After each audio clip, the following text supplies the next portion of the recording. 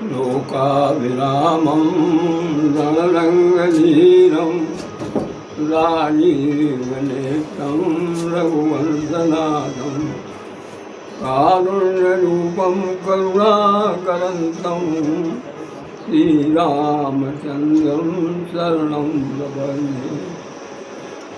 श्रीराम राम रघुनन्दन राम राम, श्रीराम राम वरदावन राम राम, श्रीराम राम लड़करकस राम राम, श्रीराम राम शरणं हो राम राम।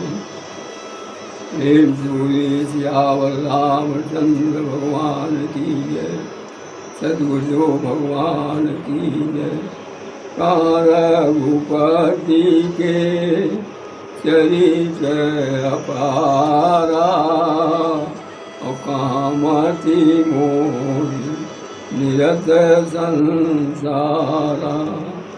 निज कबीर के लागनी का, सरस होई अथवायति का।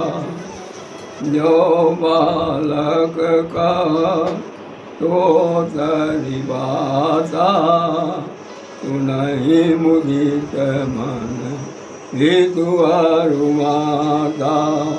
क्षमियै सज्जन मोर दिठाई, और सुनियै बाल वचन मन लाई।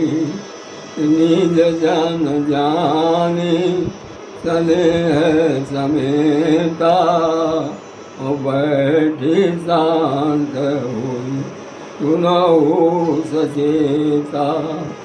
राम कृपा दे मिलयस हम सब का सत्संग, और सावधान हुई सुनहु अब मानस कथा प्रसंग। सियावर रामचंद्र पद जय शरणम। बचियो नहीं जंगल वास किए, बचियो नहीं ऊँचे बनाए अटा, और बचियो नहीं वेद पुराण पढ़े, बचियो नहीं शीश रखाए जटा। ये संसार चला चल है, यहाँ चारही दिनन को ठाट ठठा। यही दे मन राम भुलाओ मची, अब घेरत आवत काल घटा। कोई ठिकाना नहीं भैया, कब किस समय कहाँ है शरीर हमारा साथ छोड़ देगा, कोई ठिकाना नहीं। इसलिए गोस्वामी जी ने लिख दिया, धन्य घड़ी सोई जब सत्संगा। वही घड़ी धन्य है, वही समय धन्य है जब हमें सत्संग में पहुँचने का मौका मिल जाए, वो समय धन्य हो जाता है। और भी कुछ धन्य होता है, क्या होता है? सो धन धन्य प्रथम गति जाकी, वो धन भी धन्य हो जाता है जो प्राथमिकता मात्रा और भाव के साथ प्राथमिकता में भगवान की सेवा के लिए निकाला जाता है। आय का दशांश, भोजन का चतुर्थांश, समय का 24वां, ये परमात्मा को देना ही देना है। तभी आप जीवन में अखंड स्वास्थ्य, जीवन में अखंड शक्ति, जीवन में अखंड आनंद, और बुद्धि में अखंड ज्ञान, और अंग में अखंड प्रेम की उपलब्धि कर पाएंगे। इसके अतिरिक्त कोई मार्ग दूसरा नहीं है। ये बड़ी दमदार साधना है सब सेवा सिमरन की। मानस योग साधना जो है, ये सब सेवा सिमरन की, इसके 5 स्तर हैं, और 5 स्तरों में शरीर, इंद्रिय, मन, बुद्धि और अहंग। मन सेंटर में है, केंद्र में है, मध्य में है। मध्य में जो है केंद्र, तो मन जो है, मन की साधना जो है क्या है? सेवा की साधना है। और सेवा केंद्र बिंदु है इस साधना का। इस साधना का सबसे बड़ा केंद्र बिंदु कौन है? सेवा है। और सेवा किसकी करनी है? भगवान की करनी है। और भगवान को कहाँ पाएंगे? सबके अंदर बैठा है।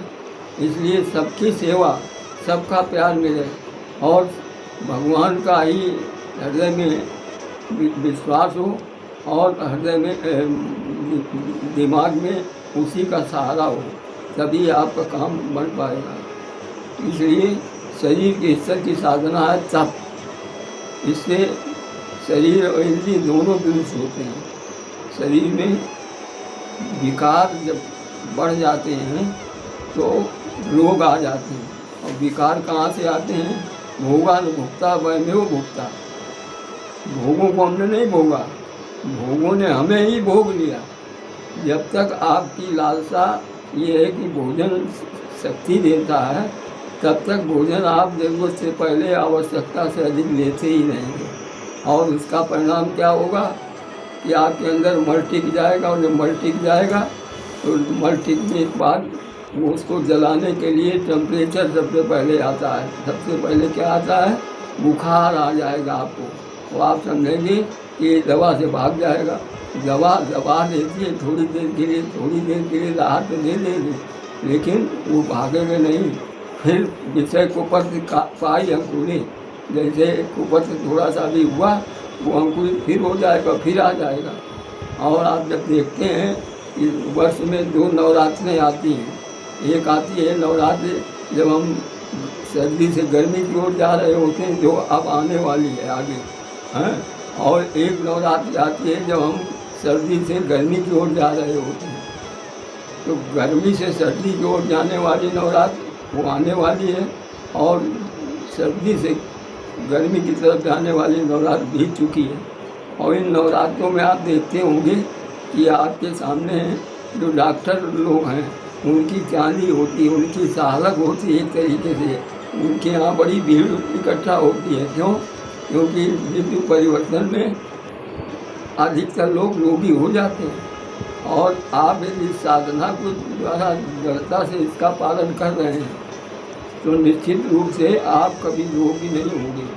आपके रोग कभी भटक नहीं। यहाँ इतना भयंकर चल रहा है कोरोना, है, उसमें भी आपकी सुरक्षा होगी। क्यों? आपके अंदर रोग प्रतिरोधक क्षमता इतनी बड़ी होगी कि आप जो है उसका आपके ऊपर कोई असर नहीं पड़ेगा। कितना भी वायरस तगड़ा हो, आपके ऊपर कोई असर नहीं पड़ेगा, क्योंकि आप सब सेवा सुमन की साधना में लगे हुए हैं। सब शरीर से, सेवा मन से, सुमन बुद्धि से। सेवा सेंटर में, इसलिए सेवा कहते हैं उन्नति का साधन सेवा है। इससे आत्मशुद्धि होती है। सेवा की साधना सेंटर में, इसलिए इसको प्राथमिकता में दीजिए। आय का 10 भोजन का 1/4 और समय का 24वां अंश है। अर्थात 24 घंटे में 1 घंटा निस्वार्थ भाव से किसी की सेवा में लगिए। किसी संगठन से जुड़िए या किसी संत से जुड़िए या अपने गुरुदेव की सेवा करिए। कहीं भी किसी प्रकार की सेवा जो भी आ जाए सामने उसको करना है। तो सेवा के द्वारा क्या होगा कि आप चिंता मुक्त रहेंगे। आपके अंदर तनाव कभी नहीं आएगा। चाहे जैसी विपरीत से विपरीत परिस्थिति आ जाए उसमें भी आप भगवान की लीला का ही दर्शन करेंगे। इसी प्रकार से शरीर के स्तर की साधना है तप की, और इंद्रियाँ भी इससे स्वस्थ होती हैं। तो सब में भोजन शरीर के निर्माण का तत्व है। ये दिमाग में बैठाना है। अभी आप बैठाने क्या है दिमाग में कि भोजन शक्ति देता है, खाओ खाओ खाओ, नहीं खाओगे नहीं तो चलोगे कैसे? ये बचपन से ही दिमाग में बैठा दिया गया है आपके। इसलिए आप जो है उसको जो है भूल नहीं पाते हैं। इसीलिए जो है आप ज़रूरत से पहले आवश्यकता से आप देखते हैं कि कभी कभी सेकंड बैंड वाली शादी में आप पहुंच जाते हैं और भोजन जो है बहुत लेट मिलता है। वो 12 बजे के बाद पता लगा कि बारात आई, 12 बजे के बाद बारात आई, तो बारात सब भोजन मिला और उसके बाद वो पचा नहीं। वो सवेरे का नाश्ता आपने लोग छोड़ा नहीं, वो सवेरे का नाश्ता भी आपने ले लिया, अभी वो पचा नहीं है और दूसरा डाइट और पहुँची है आपके अंदर। तो क्या होगा? आप कितना भी प्रयास करें लेकिन कोई न कोई बीमारी आपको लगी जाएगी। सबसे पहले तो टेम्परेचर ही आता है, क्योंकि टेम्परेचर जो है वो स्वभावतः ये होता है कि वो हमारा शत्रु नहीं है, वो मित्र है। वो हमें सावधान करने आता है कि आपने जो है मल ठीक गया है, और उसको जलाने के लिए शरीर का टेम्परेचर बढ़ जाता है, और शरीर का टेम्परेचर बढ़ जाता है तो उसको हम दवाओं से रोकना चाहते हैं, दवा दे करके उसको भगाना चाहते हैं। तो थोड़ी देर के लिए सरल हो जाता है कि थोड़ी देर की दवाई जैसे लिया तो थोड़ा सा हल्का हो गया, लेकिन वो जाता नहीं है और उससे कई लोग और प्रकट हो जाते हैं। जैसे आप डॉक्टर के पास गए और उसने एक खुराक दवा दे दी और आपका बुखार उतर गया, आप दूसरे दिन पहुंच गए उसके बाद और बड़ी तारीफ की, डॉक्टर साहब आप तो बहुत भले हैं, बहुत अच्छे हैं, बहुत अच्छे डॉक्टर हैं, आपने तो एक खुराक में हमारा बुखार भगा दिया। और लेकिन 2 दिन बाद क्या होगा, आपको सूखी खांसी आने लगी, आप खांस करके परेशान हैं और बिल्कुल थमथमा जा रहा चेहरा और कुछ निकल नहीं रहा, फिर भी आप खांस रहे हैं लेकिन कुछ निकल नहीं रहा। आप डॉक्टर के यहाँ फिर गए, कहने लग ये नया रोग लग गया, खांसी आने लगी।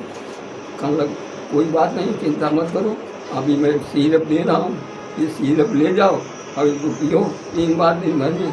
और आपने पीना शुरू किया, वो कुछ ढीला हुआ और थोड़ी सी राहत मिली और उसके बाद वो कुकुर खांसी बन गई। फिर जो है आप परेशान हो गए और उसके बाद फिर डॉक्टर के यहाँ दौड़ करके गए कि अब क्या करें। तब उसने कहा कि अच्छा इंजेक्शन लगाना पड़ेगा। इंजेक्शन लगा दिया उसने, इंजेक्शन लगा दिया। अब उसके बाद जो है बिल्कुल सूख गया। अब क्योंकि विकार जो अंदर पड़ा है उसको आप निकलने नहीं दे रहे हैं बाहर, वो निकलना चाहता है पेशाब के माध्यम से, लेट्रिन के माध्यम से, लेकिन उसे आप निकलने नहीं देना चाहते हैं। इसलिए क्या होगा कि वो कहीं न कहीं से तो निकलना चाहेगा, तो आपके अंदर शरीर के अंदर थोड़ा फुंसी उगाएंगे, उसके माध्यम से वो निकलना चाहेगा कि चलिए मवाद बन करके निकल जाए, किसी तरीके से निकल जाए। लेकिन वो उसको भी आप जो है बहुत जल्दी डॉक्टर के पास पहुंच जाते हैं और कह देते हैं कि आप एक काम करो, ऐसा करो कि कोई दवा ऐसी दे दो कि सूख जाएगी। मतलब आप विकार को जो है बिल्कुल निकलने ही नहीं देना चाहते हैं और विकार निकलने के लिए उतावला है, इसीलिए रोग आ रहे हैं। लोग जब आते हैं तो उनको जो है स्वागत करो कि वो सावधान करने आया है। बुखार लिया जाए कभी किसी को तो सावधान हो जाओ कि हम उनको जो है अपना भोजन रोक दें। भोजन रोक देने से क्या होगा, बुखार ठीक है कि नहीं, जहाँ कूड़ा है वहीं कीड़ा आता है। ध्यान रखना, वायरस जो फैला हुआ है यदि कूड़ा के अंदर नहीं है तो कीड़ा कभी उसका असर नहीं कर सकता। जो वायरस फैला है वो कभी भी आपके अंदर जाकर के सुरक्षित नहीं रहेगा, मर जाएगा जाकर के। क्यों? उसका भोजन है कूड़ा आपके अंदर है नहीं। जब कूड़ा आपके अंदर है नहीं तो कितनी देर जिएगा, वो मर जाएगा जाकर के। इसलिए जो है शरीर के स्तर पर सब करें और मन के स्तर पर सेवा करें। सेवा उन्नति का साधन है और इससे आत्मशुद्धि होती है, आत्मबल बलवान बनता है। और सेवा कहाँ करें, किसकी करें? भगवान की करें, अर्थात हर जरूरतमंद की सेवा में हाजिर रहें। जो भी आपके सेवा के योग्य है उसकी सेवा आप करें। क्यों? क्योंकि सबके अंदर भगवान बैठा। भाव यही रखें कि इसके अंदर हमारा भगवान बैठा, इसलिए हम इसकी सेवा कर रहे हैं। और जब तक भाव आपका पुष्ट नहीं होगा तब तक कोई रिजल्ट भी नहीं आएगा। भाव पुष्ट रखना है। भाव का ही सब, भाव में बाजार में मिलता नहीं सामान है। छोटी सी बढ़िया खरीदने जाते हो उसको भी ठोक बजा करके हुआ है 10 रुपये की, लेकिन उसको ठोक बजा कर खरीदते हो कहीं इसमें पानी टपकने न लगे। इसलिए जो है बड़ा भाव भी सामान मिलता नहीं बाजार में। बिना भाव के तो कोई सामान भी नहीं मिलता। फिर भाव के बगैर हम भगवान को पाना चाहते हैं तो कैसे मिल जाए भगवान? इसलिए सब करें शरीर से, सेवा करें मन से। सेवा आय का दशांश अपने ऊपर